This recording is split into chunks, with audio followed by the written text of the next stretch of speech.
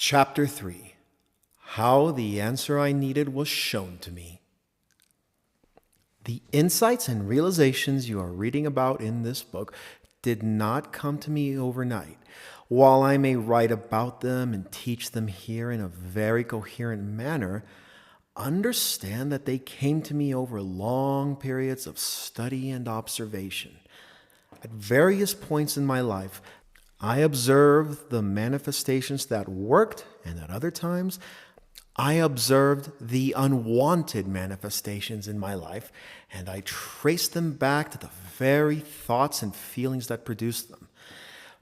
By doing this consistently over a period of several years, I began to understand the underlying thought patterns that created recurring events and results in my life. For the first 10 years while I was studying these universal laws, I applied them in a very superficial manner. I treated the exercises and techniques as spells or processes, as something to be repeated over and over again with the hope that something would work for me. As a result, I tried many different techniques, often hopping from one program to another with the hope of finding a more powerful technique than the last. Sometimes the techniques worked, but mostly they did not.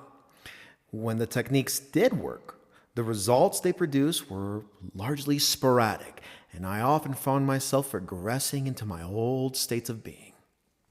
This regression and moving backwards into square one became a recurring theme in my life. We all have recurring themes in our lives. Some of them are good, as in they're desired, and some of them are bad.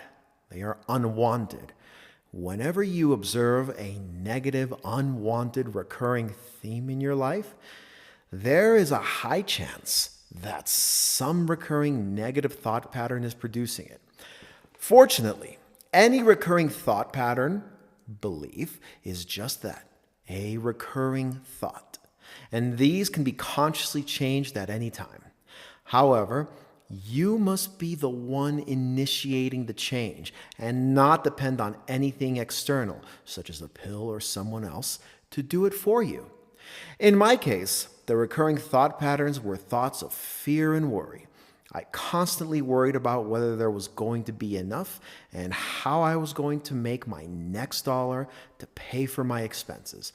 I was so afraid of running out of money.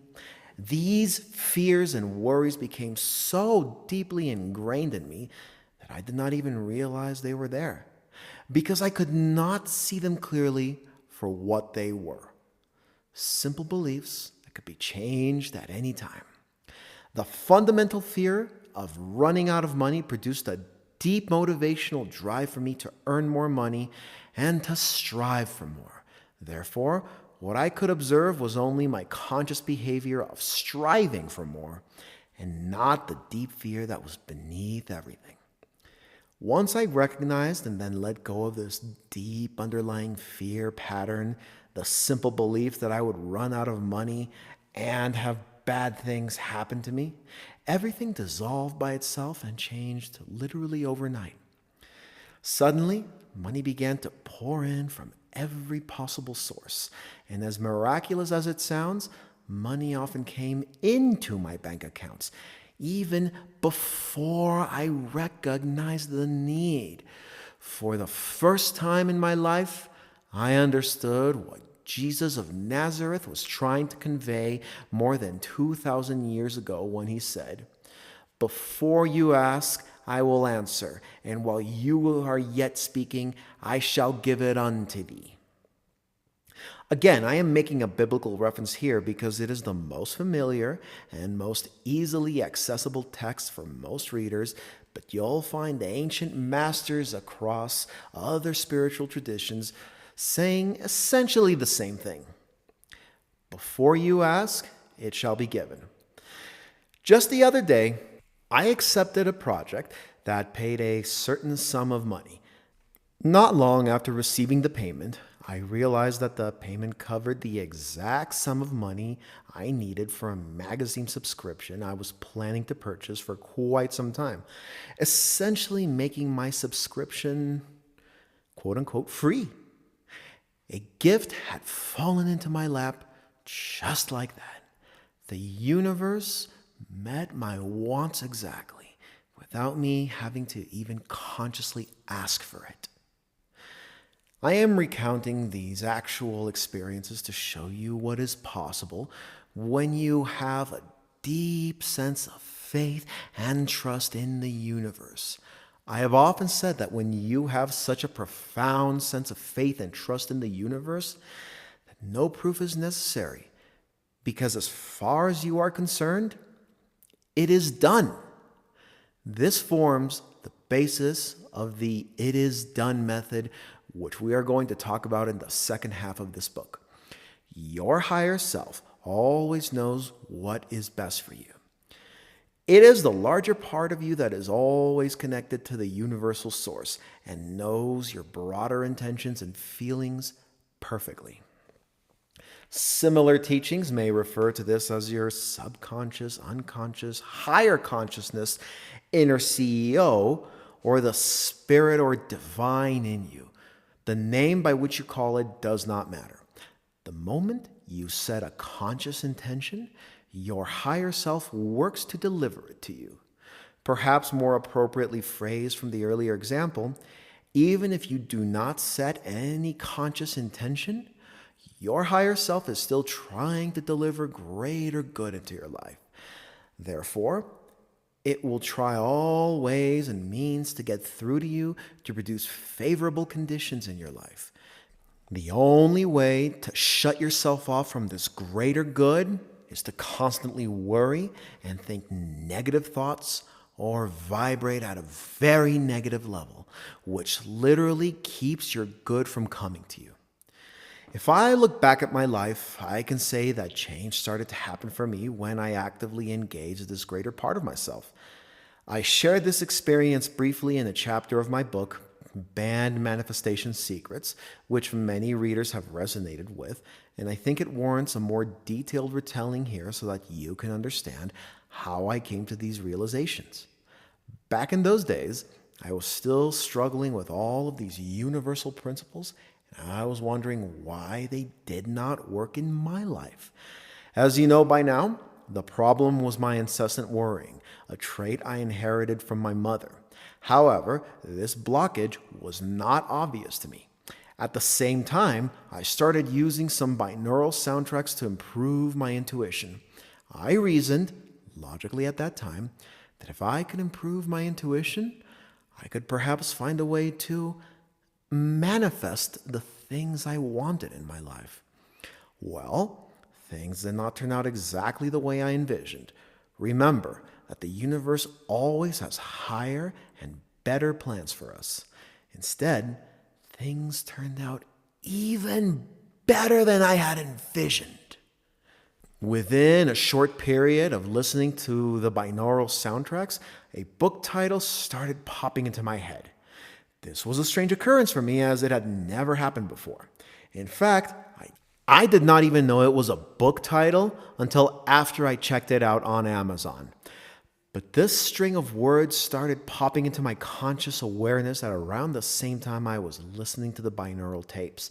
And they were How to Stop Worrying and Start Living.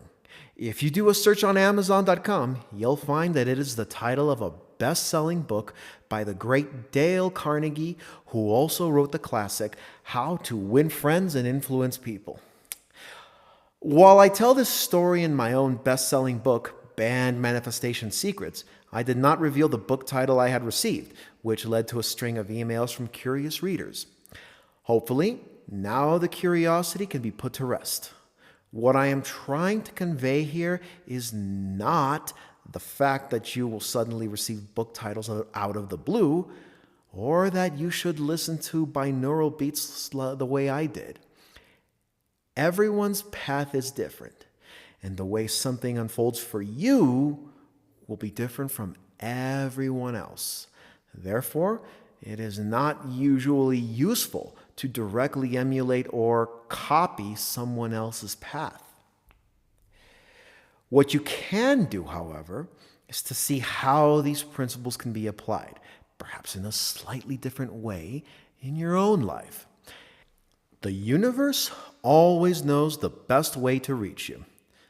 I believe the universe, which is also my own higher self, was sending that title to me because it already knew what the cause of my blockage was. The cause of my problem of not being able to manifest desired results in my life was due to excessive worrying, and this was the universe's way of getting through to me. The universe will have other ways to get through to you. It may or may not be a book title, and you may even receive a more direct revelation. I often joke that a book title was given to me because I love to read, and it was the most harmonious way in which the message could have received my attention. On the other hand, I am not a fan of movies. I watch perhaps one movie per year. And had a movie title been given to me instead, I would have missed out on the cue completely. Fortunately, I acted on that universal cue and purchased the book immediately. Then I read it. I also mentioned in Banned Manifestation Secrets that had I walked past this book on my own at the bookstore, I would have ignored it completely. This is because to my conscious reasoning self, I had absolutely no idea that the root cause of my problem was, in fact, worrying. I would not have put two and two together and connected the dots between my lack of manifestation results and my own incessant worry. And yet, the universe knew this all along and got through to me at just the right opportune moment. Did things change overnight after I started reading the book? I would love to say that it was a drastic change, but really, the changes happened gradually. As I started to read the book, and it was a thick book, I began to see the folly of worrying, and gradually, that part of me started to fall away. It is interesting to note that the book does not talk about manifestations at all. It is not mentioned anywhere in the book that it will help you with your manifestations or that it will help you in applying the law of attraction. The book was written long before the current self-help movement and was supposed to be a pragmatic book for working professionals. Yet, the message was just what I needed. It contained the right and last piece of the puzzle for me. Over the next few weeks and months, I read and reread the book. I even purchased the audiobook version so I can listen to it in the car. The book inspired and moved me greatly, so much so that I was in tears at several points while listening to the audio version of the book.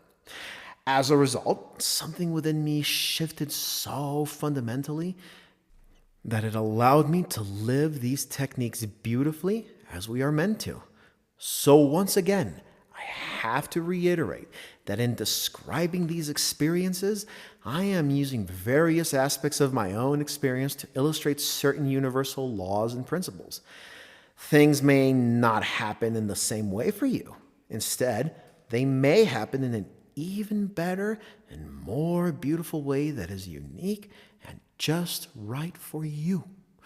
Therefore, it is important to remain open to all possibilities, for you never know how the universe can deliver something to you. It may only be after the fact that you realize you have been given a truly precious gift from your higher self. As I started practicing the techniques in the book in order to deal with my worries, I found that manifestations happen consistently.